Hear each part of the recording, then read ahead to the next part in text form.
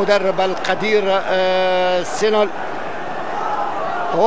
وزحف الجماهير على أرضية الميدان، جماهير كونياسبور للاحتفال مع اللاعبين بهذا الفوز التاريخي. لأول مرة في تاريخه يفوز بالكأس هذا الموسم، ولأول مرة يفوز بكأس السوبر.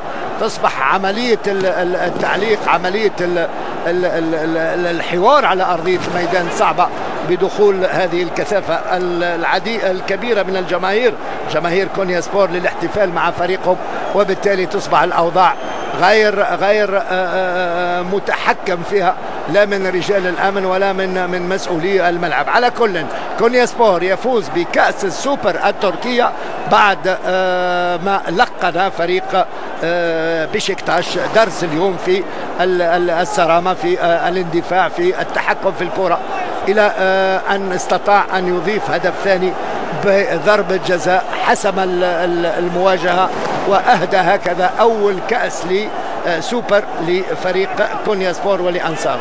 شكرا لكم سيداتي ونسادتي، ألقاكم في مناسبة قادمة بحول الله، إلى اللقاء.